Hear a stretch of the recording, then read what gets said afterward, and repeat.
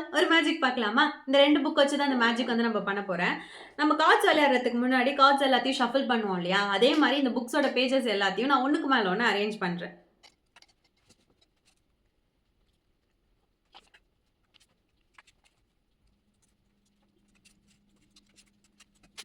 So இதே மாதிரி நான் வந்து அரேஞ்ச் பண்ணி வச்சிருந்தேன். ஸோ இப்படி ஹோல்ட் பண்ணிட்டு நான் கீழே இருக்க ஹேண்டை ரிமூவ் பண்ணனா என்ன ஆகும்? ஸோ இந்த புக் வந்து கீழே விழணும் இல்லையா? பட் இந்த புக் வந்து கீழே விழாது.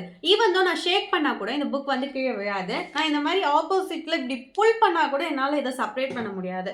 ஸோ இது வந்து எதனால நடக்குது அப்படின்னு பார்த்தீங்கன்னா, this is because due to friction. ஃப்ரிக்ஷன்னா நார்மலாக நம்ம தமிழில் உராய்வு அப்படின்ட்டு சொல்லுவோம். ஸோ இந்த ஃப்ரிக்ஷன் வந்து எப்படி இந்த புக்கை வந்து கீழே விழாமல் தடுக்குது அப்படின்னு பார்த்தீங்கன்னா, நார்மலாக நம்ம ஒரு ஒயிட் பேப்பர் இல்லை எந்த பேப்பரை பார்த்தாலுமே ரொம்ப ஸ்மூத்தான சர்ஃபேஸாக தான் இருக்கும் நம்ம கண்ணால பார்க்கக்குள்ள. இதுவே மைக்ரோஸ்கோபிக் லெவல்ல இதை நம்ம ஜூம் பண்ணி பார்த்தோம் அப்படின்னா இதுல நிறைய up and downs hair like structure வந்து இருக்கும். ஸோ இது வந்து என்ன பண்ணுன்னு பார்த்தீங்கன்னா, ஸோ இந்த hair like structure up and downs வந்து 2 பேப்பர் ஒன்னா சேரக்கூட லாக் ஆகிறதுக்கு வந்து இது வந்து ஹெல்ப் பண்ணும். ஒரே ஒரு பேப்பர் வச்சு நம்ம இந்த மாதிரி லாக் பண்ணிட்டு இப்படி பிடிச்சோம்னா டியூ டு வெயிட்டால அது கீழே வந்து விழுந்துரும். பட் இவ்வளோ பேப்பர் வச்சு நம்ம இந்த மாதிரி பண்ணக்குள்ள இதுக்கு நடுவில் நிறைய அப் அண்ட் டவுன்ஸ் இருக்கிறதால ஒன்றுக்கு ஒன்று இன்டர்லாக் ஆகிட்டு என்ன பண்ணும் பார்த்தீங்கன்னா இது நிறைய ஃப்ரிக்ஷன் வந்து கிரியேட் பண்ணிடும்.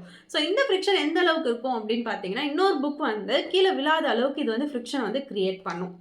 ஸோ இது வந்து பார்த்தீங்கன்னா நம்ம டே டு டே லைஃப்பில் நடக்கிறதுக்கு கூட ஹெல்ப் பண்ணுது. ஸோ எப்படின்னு பார்த்தீங்கன்னா நம்ம காலுக்கும் தரைக்கும் ஒரு சின்ன ஃப்ரிக்ஷன் கிரியேட் ஆகிறதால தான் நம்மளால ஸ்கிப் ஆகாமல் நடக்க முடியுது.